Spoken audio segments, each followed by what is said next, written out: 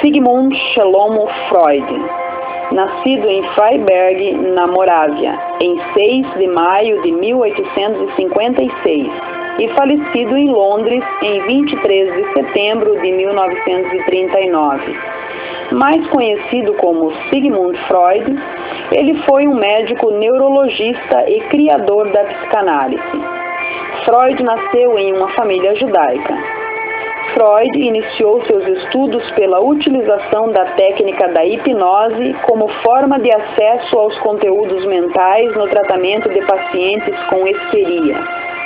Ao observar a melhoria de pacientes de Charcot, elaborou a hipótese de que a causa da doença era psicológica e não orgânica. Essa hipótese serviu de base para seus outros conceitos, como o do inconsciente. Freud também é conhecido por suas teorias dos mecanismos de defesa, repressão psicológica e por criar a utilização clínica da psicanálise como tratamento da psicopatologia, através do diálogo entre o paciente e o psicanalista. Freud acreditava que o desejo sexual era a energia motivacional primária da vida humana, conhecida como libido, assim como suas técnicas terapêuticas. Sua obra fez surgir uma nova compreensão do ser humano. Um animal dotado de razão imperfeita e influenciado por seus desejos e sentimentos, que cria na mente destes um tormento pela contradição entre estes impulsos e a vida em sociedade. Tinha uma visão biopsicossocial do ser humano. Fatos como a descrição de pacientes curados através do diálogo por Joseph Breuer e a morte do colega Ernest Marshall por overdose do antidepressivo da época, a cocaína, levou ao abandono das técnicas de hipnose e drogas para utilizar uma nova metodologia, a cura pela conversa. A psicanálise em favor da interpretação dos sonhos e da livre associação como vias de acesso ao inconsciente. Suas teorias e seu tratamento com seus pacientes foram controversos na Viena do século XIX e continuam a ser muito debatidos ainda hoje. Suas ideias são frequentemente discutidas e analisadas como obras de literatura e cultura geral, em adição ao contínuo debate ao redor delas no uso como tratamento científico e médico. No entanto, sua história é de grande influência para a psicologia atual.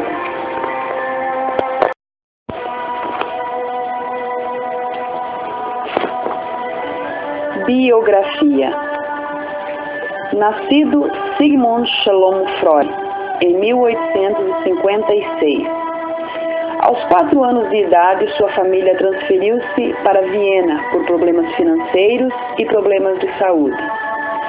Morou em Viena até 1938, quando, após o Anschluss, em razão da sua etnia judaica, refugia-se na Inglaterra, onde já se encontrava parte da sua família. Freud ingressou na Universidade de Viena aos 17 anos.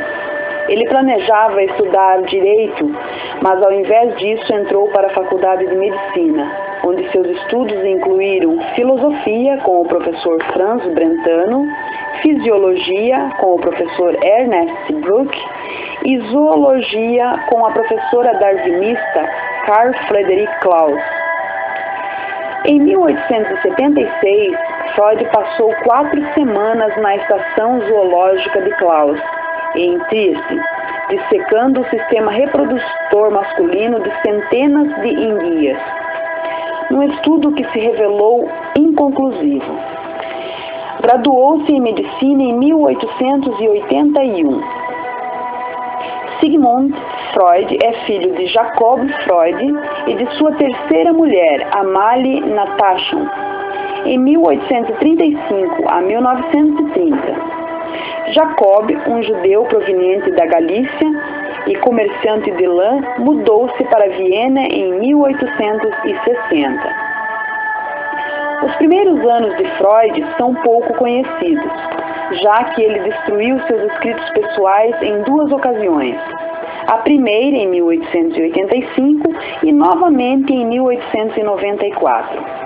Além disso, seus escritos posteriores foram protegidos cuidadosamente nos arquivos de Sigmund Freud, os quais só tinham acesso Ernest Jones, seu biógrafo oficial, e uns poucos membros do círculo da psicanálise. O trabalho de Jeffrey Mosaif Masson pôs alguma luz sobre a natureza do material oculto. Em 14 de setembro de 1886, em Hamburgo, Freud casou-se com Martha Barney. Freud e Martha tiveram 6 filhos: Mathilde, nascida em 1887, Jean Martin, nascido em 1889, Oliver, nascido em 1891, Ernest, nascido em 1892, Sophie, nascida em 1893, e Ana, nascida em 1895. Um deles, Martin Freud, escreveu uma memória intitulada Freud, o Homem e Pai, na qual descreve o pai como um homem que trabalhava extremamente por longas horas, mas que adorava ficar com suas crianças durante as férias de verão. Anna Freud, filha de Freud, foi também uma psicanalista destacada, particularmente no campo do tratamento de criança e no desenvolvimento psicológico. Sigmund Freud foi avô do pintor Lucian Freud e do ator e escritor Clemente Freud, e bisavô da jornalista Emma Freud, da desenhista de moda Bella Freud e do relacionador público Matthew Freud. Por sua vida inteira, Freud teve uma posição financeira modesta. Joseph Breuer foi no início um aliado de Freud em suas ideias e também um aliado financeiro. Freud criou o termo psicanálise para designar um método para investigar os processos inconscientes e de outro modo inacessíveis do psiquismo. Nos tempos do nazismo, Freud perdeu 4 das 5 irmãs nos campos de concentração: Regine, em Auschwitz, Mitzi, em Diersdaten, Dolphin, e Pauline, em Tibicli. Embora Marie Bonaparte tenha tentado tirá-las do país, elas foram impedidas de sair de Viena pelas autoridades nazistas.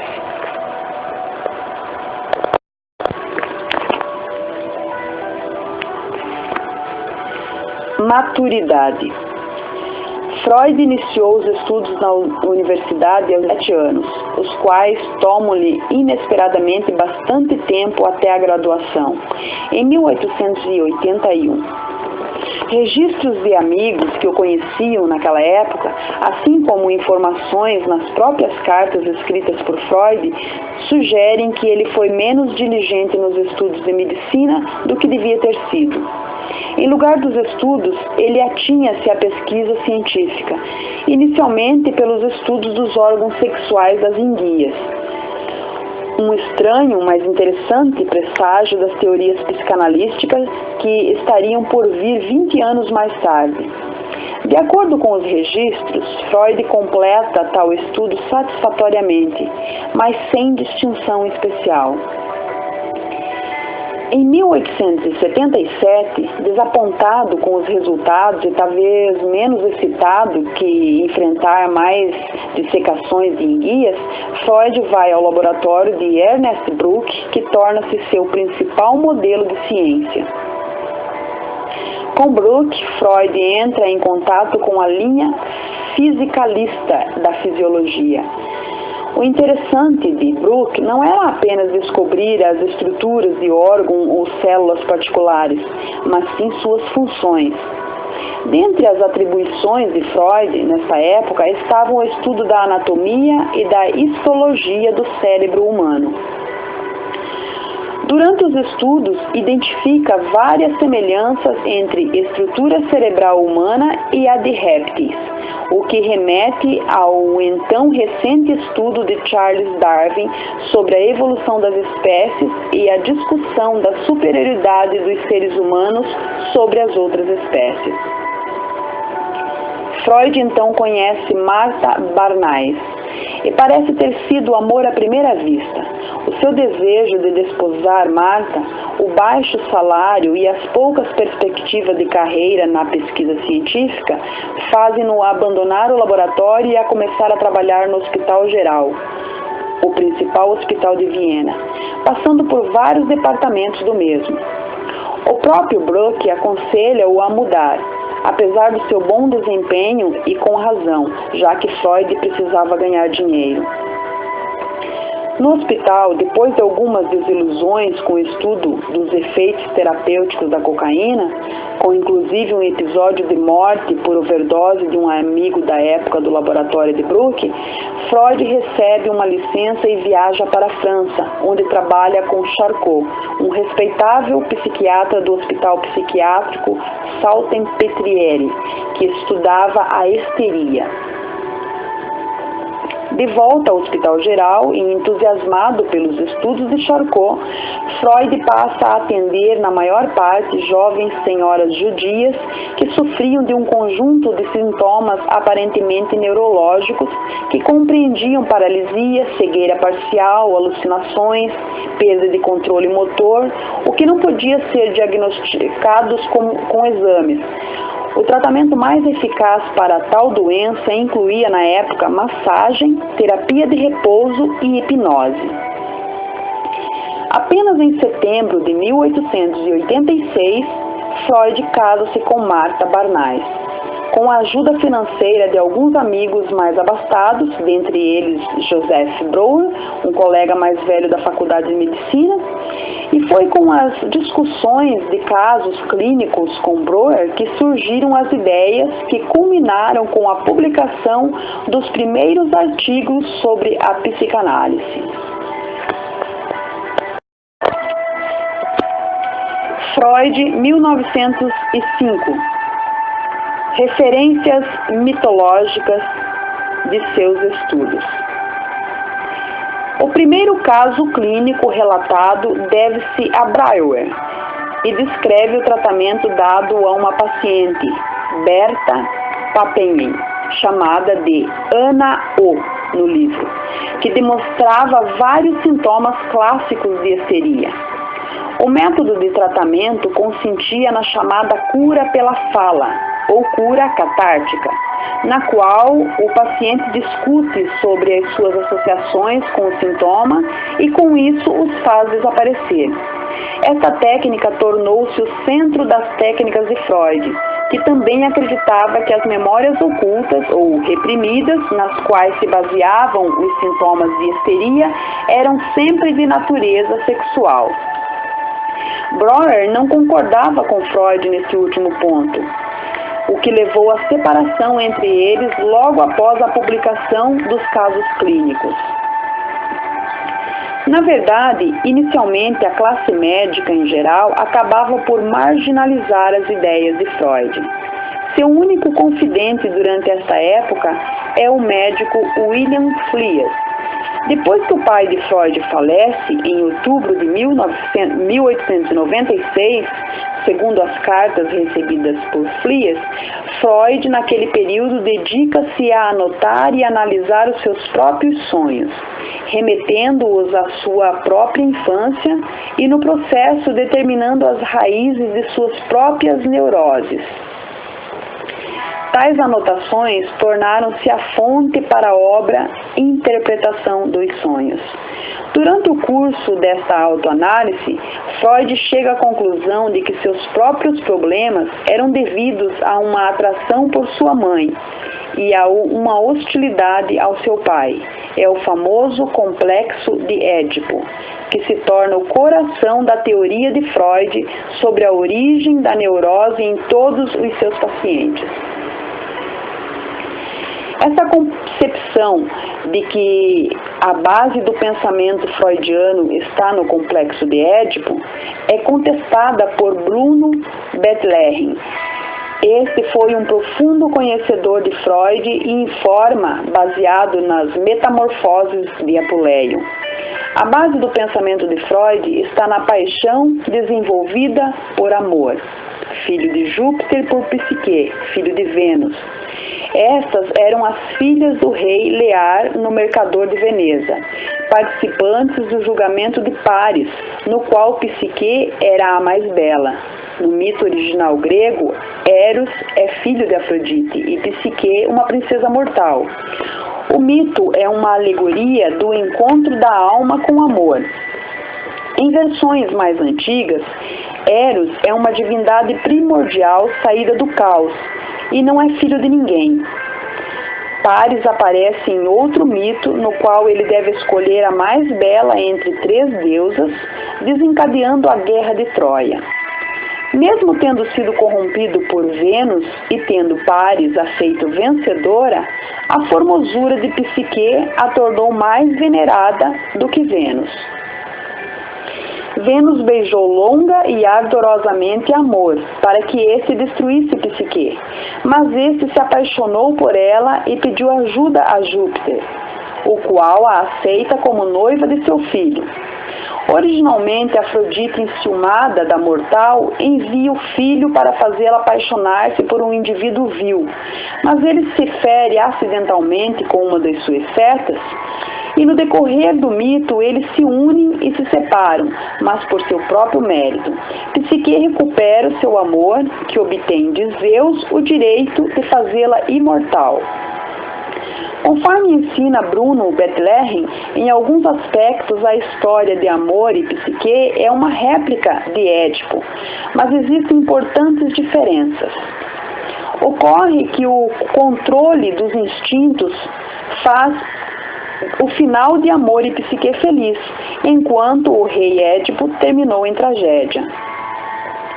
O exposto evidencia que a base do pensamento de Freud não está no complexo de Édipo, porque esse não soube controlar seus sentimentos e agiu contra a natureza, mas em Amor e Psique ou alma. Últimos anos e morte. Nos primeiros anos do século XX são publicadas suas obras, A Interpretação dos Sonhos e A Psicopatologia da Vida Cotidiana. Nesta época, Freud já não mantinha mais contato com José Brauer e nem com William Fliess. No início, as tiragens das obras não animavam Freud, mas logo médicos de vários lugares, como Eugen Bleuler, Carl Jung, Carlos Abrahams, Ernest Jones, Sandor Ferenczi, mostraram respaldo às suas ideias e passaram a compor um movimento psicanalítico. Freud morre de cancro no palato aos 83 anos de idade. Passou por 33 cirurgias. Supõe-se que tenha morrido de uma overdose de morfina. Freud sentia muita dor e, segundo a história contada, ele teria dito ao médico que lhe aplicasse uma dose excessiva de morfina para terminar com o seu sofrimento, o que seria a eutanásia. Encontra-se sepultado no Golden Green, na Grande Londres, na Inglaterra. Pensamento e linguagem. Em suas teorias, Freud afirma que os pensamentos humanos são desenvolvidos, obtendo acesso à consciência por processos diferenciados, relacionando tal ideia à de que a sistemática do nosso cérebro trabalha essencialmente com o campo da semântica, isto é, a mente desenvolve os pensamentos num sistema intricado de linguagem baseadas em imagens, as quais são meras representações de significados latentes. Teoria da representação. O fenômeno representacional psíquico está relacionado ao sistema nervoso humano. As representações, segundo Freud, são analógicas e imagéticas. Estas se internacionalizam, se interrelacionam através de redes associativas.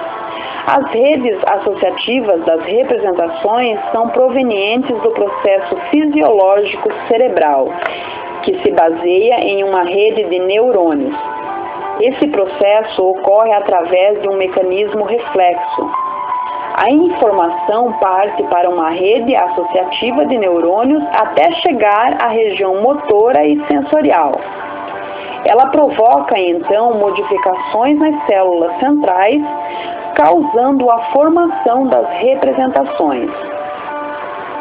Enquanto elementos, as representações são originadas da percepção sensorial do indivíduo.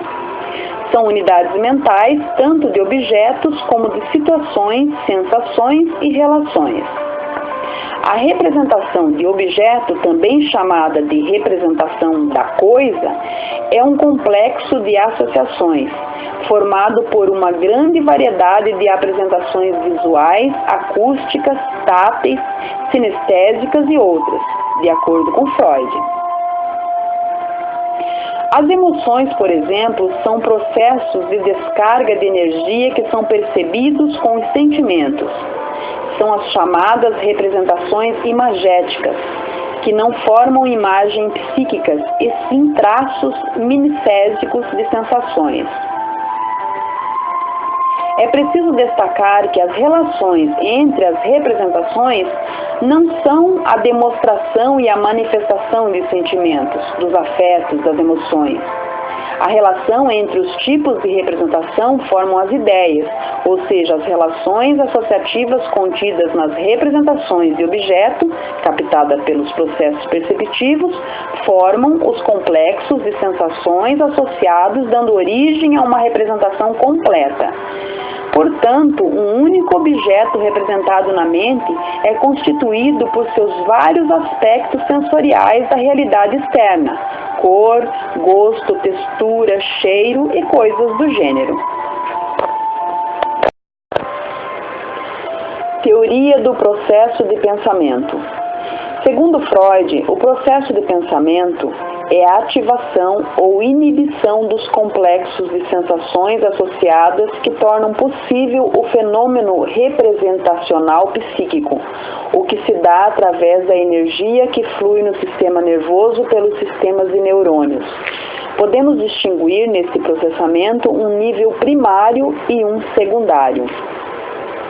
Processo primário. Associado ao inconsciente, o processamento primário do pensamento é aquele que dirige ações imediatas ou reflexas, sendo associado assim ao prazer, ao emocional do indivíduo e ao fenômeno de arco reflexo. Nele, a energia presente no aparelho mental flui livremente pelas representações do polo de estímulo ou da resposta. Linguagem e psicanálise. Em diversas obras, como a Interpretação dos Sonhos, a Psicopatologia da Vida Cotidiana e os xistes e suas relações com o inconsciente, Freud não só desenvolve sua teoria sobre o inconsciente da mente humana, como articula o conteúdo do inconsciente ao ato da fala, especialmente aos atos falhos. Para Freud, a consciência humana subdivide-se em 3 níveis: consciente, pré-consciente e inconsciente. O primeiro contém o material perceptível, o segundo o material latente, mas passível de emergir à consciência com certa facilidade. E o terceiro contém o material de difícil acesso, isto é, o conteúdo mais profundo da mente, que está ligado aos instintos primitivos do homem.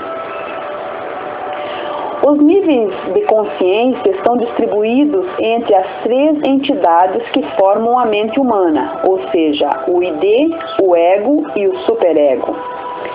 Segundo Freud, o conteúdo do inconsciente é muitas vezes reprimido pelo ego. Para driblar a repressão, as ideias inconscientes apelam aos mecanismos definidos por Freud em sua obra A Interpretação dos Sonhos, como deslocamento e condensação. Esses dois, mais tarde, seriam relacionados por Jacobson à metonimia e à metáfora, respectivamente. Portanto, as representações de ideias inconscientes manifestam-se nos sonhos como símbolos imagéticos, tanto metafóricos quanto metanoanímicos. Aplicando ao conceito da fala, o inconsciente consegue expelir ideias recalcadas através dos xistes ou dos atos falhos. Freud propõe que as piadas ou as trocas de palavras por acidente nem sempre são inócuas. Antes, são mecanismos da fala que articulam ideias aparentes com ideias reprimidas. São meios pelos quais é possível exprimir os instintos primitivos. Semelhantemente à análise dos sonhos, a análise da fala seria um conjunto psicanalítico para investigar os desejos ocultos do homem e as causas da psicopatologia. É na palavra e pela palavra que o inconsciente encontra sua articulação essencial. Desse modo, Freud cria uma inter-relação entre os campos da linguística e da psicanálise, que será retomada por estudiosos posteriores como Jacques Mary, Émile Lacan. Inovações de Freud. Freud foi inovador. Simultaneamente, desenvolveu uma teoria da mente e da conduta humana e uma técnica terapêutica para ajudar pessoas afetadas psiquicamente. Alguns de seus seguidores afirmam estar influenciados por um, mas não pelo outro campo. Provavelmente, a contribuição mais significativa que Freud fez ao pensamento moderno é a de tentar dar ao conceito de inconsciente um status científico, não compartilhado por várias áreas da ciência e da psicologia. Seus conceitos de inconsciente, desejos inconscientes e repressão foram revolucionários. Propõem uma mente dividida em camadas ou níveis dominados em certa medida por vontades primitivas que são escondidos sob a consciência e que se manifestam nos lapsos e nos sonhos. Em sua obra mais conhecida, A Interpretação dos Sonhos, Freud explica o argumento para postular o novo modelo do inconsciente e desenvolve um método para conseguir o acesso ao mesmo, tomando elementos de suas experiências prévias com as técnicas de hipnose. Como parte da sua teoria, Freud postula também a existência de um pré-consciente, que descreve como a camada entre o consciente e o inconsciente. O termo subconsciente é utilizado popularmente, mas não é de parte da terminologia psicanalítica. A representação em si tem grande importância no conhecimento do inconsciente. De acordo com Freud, as pessoas experimentam repetidamente pensamentos e sentimentos que são tão dolorosos que não podem suportá-los. Tais pensamentos e sentimentos, assim como as recordações associadas a eles, não podem ser expulsos da mente, mas em troca são expulsos do consciente para formar parte do inconsciente. Embora ao longo de sua carreira Freud tenha tentado encontrar padrões de repressão entre seus pacientes que derivassem em um modelo geral para a mente, ele observou que pacientes diferentes reprimiam fatos diferentes. Observou ainda que o processo da repressão é em si mesmo um ato não consciente, isto é, não ocorreria através da intenção dos pensamentos ou sentimentos conscientes. Em outras palavras, o inconsciente era tanto causa como efeito da repressão. Cocaína.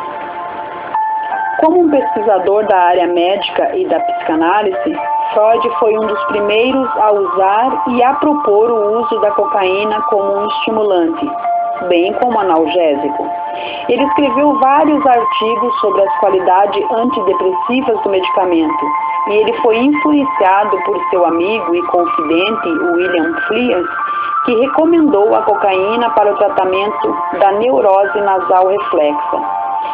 Fliess operou o nariz de vários pacientes de Freud que ele acreditava estarem sofrendo do transtorno, incluindo Emma Eckstein, cuja cirurgia foi desastrosa.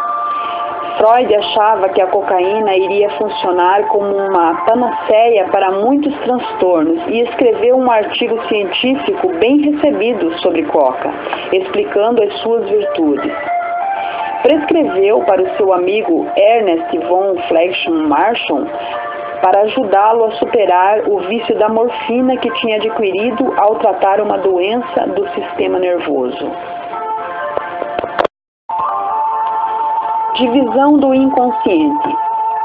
Freud procurou uma explicação à forma de operar do inconsciente, propondo uma estrutura particular.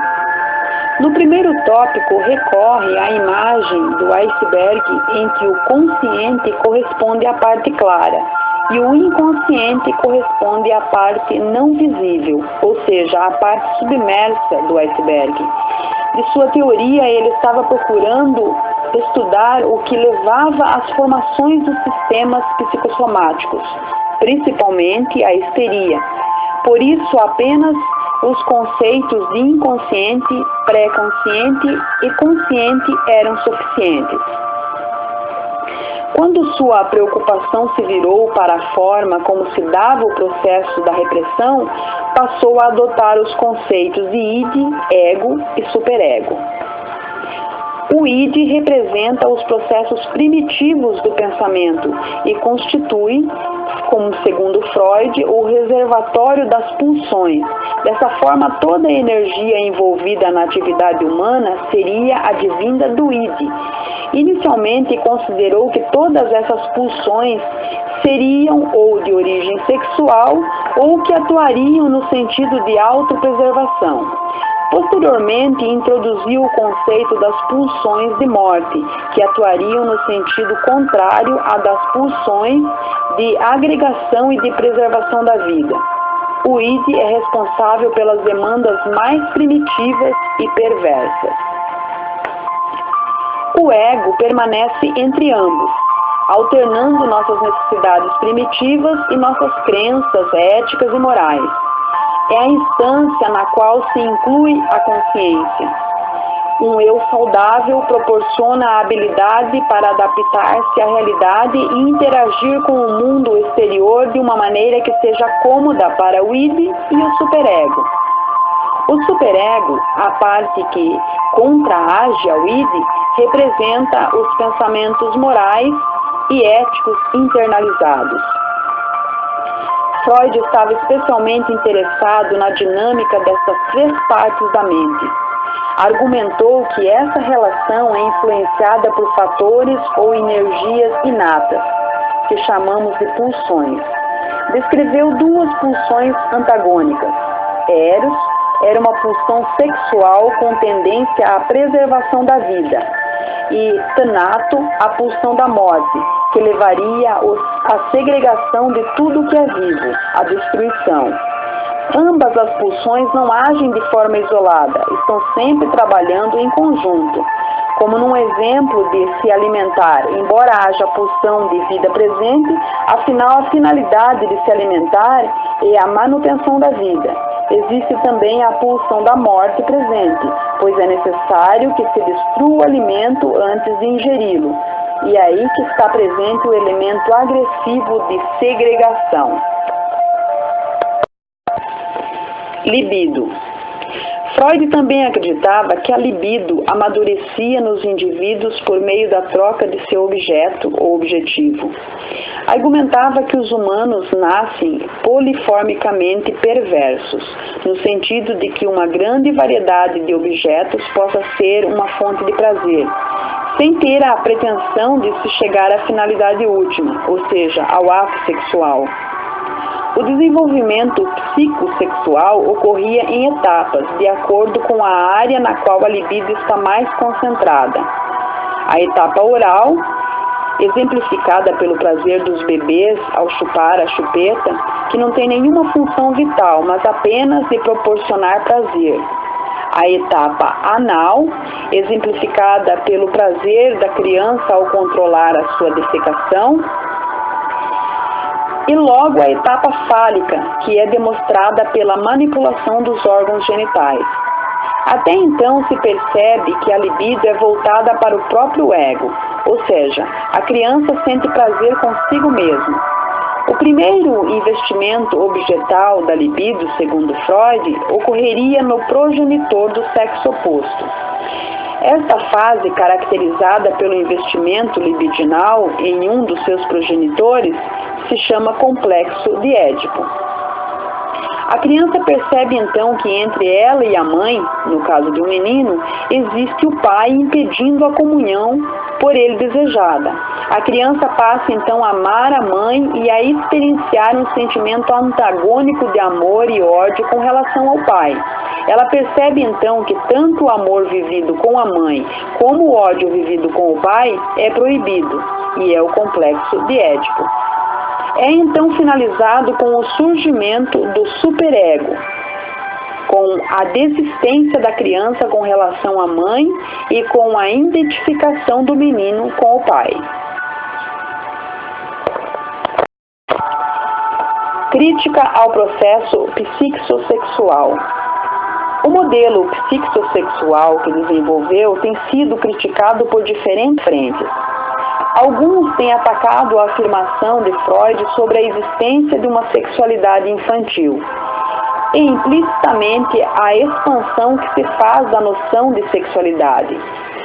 Outros autores, porém, consideram que Freud não ampliou os conhecimentos sobre sexualidade, que tinham antecedentes na psiquiatria e na filosofia em autores como Schopenhauer, senão que Freud neurotizou a sexualidade ao relacioná-la com conceitos como incesto, perversão e transtornos mentais. Ciências como a antropologia e a sociologia argumentam que o padrão de desenvolvimento proposto por Freud não é universal nem necessário no desenvolvimento da saúde mental, qualificando-o de etnocêntrico por omitir determinantes socioculturais. Freud esperava provar que seu modelo, baseado em observações da classe média austríaca, fosse universalmente válido. Utilizou a mitologia grega e a etnografia contemporânea como modelos comparativos. Recorreu ao Édipo rei de Sófocles para indicar que o ser humano deseja o incesto de forma natural. E como é reprimido esse desejo, o complexo de Édipo foi descrito como uma fase do desenvolvimento psicossexual e de amadurecimento. Também se fixou nos estudos antropológicos de totemismo, argumentando que reflete um costume ritualizado de complexo de Édipo, totem e tabu, e incorporou também em sua teoria conceitos da religião católica, da judaica, assim como princípios da sociedade vitoriana sobre repressão sexual e moral, e outros da biologia e da hidráulica. Esperava que suas investigações proporcionassem uma sólida base científica para seu método terapêutico. O objetivo da terapia freudiana ou psicanálise é relacionando conceitos da mente cartesiana e da hidráulica, mover mediante a associação livre e da interpretação de sonhos e dos pensamentos e sentimentos reprimidos, explicando como uma forma de energia através do consciente para permitir ao sujeito a catarse que provocaria a cura automática. Outro elemento importante da psicanálise é a pouca intervenção do psicanalista para que o paciente possa projetar seus pensamentos e sentimentos no psicanalista. Através desse processo, chamado de transferência, o paciente pode reconstruir e resolver conflitos reprimidos, causadores da sua doença, especialmente conflitos da infância com os seus pais. É menos conhecido o interesse de Freud pela neurologia. No início de sua carreira, investigou a paralisia cerebral. Publicou numerosos artigos médicos nesse campo. Também mostrou que a doença existia muito antes dos outros pesquisadores de seu tempo ter notícia dela e de a estudarem. Também sugeriu que era errado que essa doença, segundo descrito por William Little, cirurgião ortopédico britânico, tivesse como causa uma falta de oxigênio durante o nascimento. Ao invés disso, Freud afirmou que as complicações no parto eram somente um sintoma do problema. Somente na década de 1980, suas especulações foram confirmadas por pesquisadores modernos. Críticas a Freud. Atualmente, muitas críticas têm sido feitas ao método psicanalítico. Porém, por mais que a ciência moderna avance, muitos dos conceitos estruturadores da psique humana e os resultados obtidos pela aplicação do método continuam melhorando a qualidade de vida de muitas pessoas. Nota-se que a revolução promovida por Freud abriu caminhos para estudos que antigamente se encontravam em um plano imaginário. A criação de um método clínico a serviço do diagnóstico e tratamento de doenças da psique é um fato sem igual em toda a história da ciência. Porém, é de se constatar certamente que em muitos escritos de Montaigne e de Pascal, a ideia da autoanálise já era usada para explicar problemas subjetivos usando a lógica vigente, transformando os problemas do ser e do seu inconsciente em desafios universais, com os quais todos os homens se deparam. Uma das mais severas críticas sofrida pelo método psicanalítico foi feita pelo filósofo de ciência Karl Popper. Segundo ele, a psicanálise é pseudociência, pois uma teoria seria científica apenas se pudesse ser falseável pelos fatos. Um exemplo é a teoria freudiana do complexo de Édipo. Freud afirmava que esse complexo era universal, mas com que base de dados chegou a essa conclusão? Na época da formulação da psicanálise, a sua amostra era bastante limitada. Parte dela vinha de sua experiência subjetiva, a sua autoanálise, precedendo a publicação de A Interpretação dos Sonhos, e da sua prática clínica feita, na maioria das vezes, com pacientes burgueses de uma Áustria vitoriana. Ou seja, uma amostra retirada de contextos bem específicos e que não podem fundamentar a universalidade pretendida pelo autor. Outra crítica robusta foi feita pelo psiquiatra inglês William Sargant, no livro A Possessão da Mente. O autor relata suas experiências com pacientes com traumas de guerra, em que ele se deparou com situações nas quais estes se tornavam altamente sugestionáveis. O método psicanalítico, segundo Sargant, atuaria de forma semelhante a esses fenômenos, o que tornava não críveis ao relato dos pacientes, que supostamente confirmavam o pensamento freudiano. Com relação à psicanalista paciente, pode provocar estados de alta sugestionabilidade.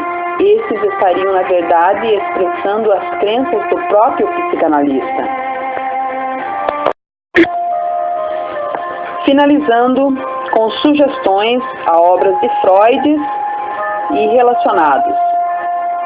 Para o leitor interessado nesses assuntos, segue-se uma lista de obras bem interessantes. A Interpretação dos Sonhos, primeira e segunda parte. A Psicopatologia da Vida Cotidiana. Um caso de histeria. 3 ensaios sobre a teoria da sexualidade. Os xistes e sua relação com o inconsciente. 5 lições de psicanálise. Leonardo da Vinci. O caso Scherben. Totem e tabu, alguns pontos de concordância entre a vida mental dos selvagens e dos neuróticos. Além do princípio do prazer, o ego e o id, o futuro de uma ilusão, o mal-estar na civilização, Moisés e o monoteísmo, esboço de psicanálise. Boa leitura e obrigada por me ouvir até aqui.